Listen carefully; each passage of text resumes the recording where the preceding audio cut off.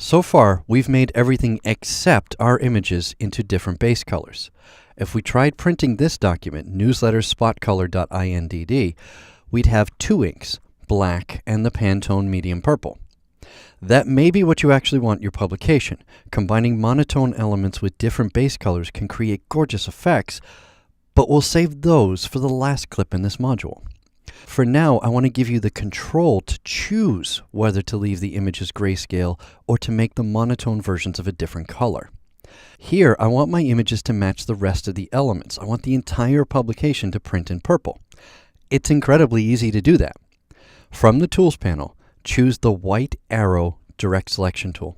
Now, click on a grayscale image. You should see its bounding box light up brown, or another color that is the opposite of the bounding box that appears when you use the black arrow tool.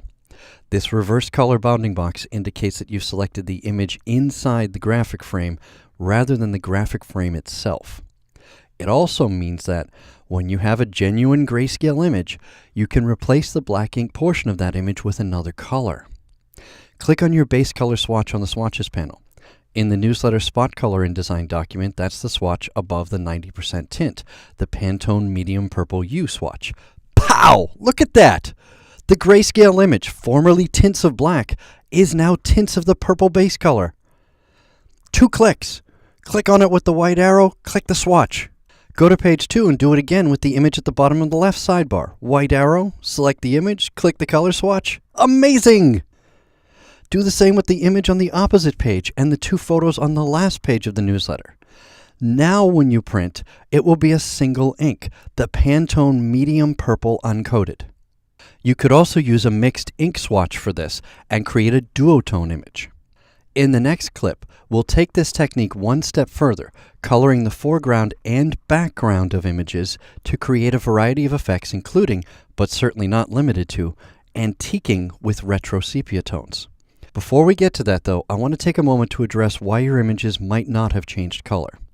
In order for InDesign to alter the ink color of an image, that image must be in grayscale mode. Some images only look like they're grayscale. You won't be able to colorize those. In Photoshop, you can tell for sure and even make a faux grayscale image into genuine grayscale. Here in Photoshop, I've opened another file from this course's lesson files, faux grayscale JPEG. It certainly looks grayscale, doesn't it? Unfortunately, InDesign couldn't colorize this image if it were placed in. This particular image isn't a true grayscale, though all the color data has been removed. You can tell it's not really grayscale mode by going to the Image menu and its Mode submenu. See that? That's an RGB image, not grayscale, which would otherwise show a check beside grayscale up here. If you want to be able to tint the image in InDesign, choose grayscale from the Image Mode menu.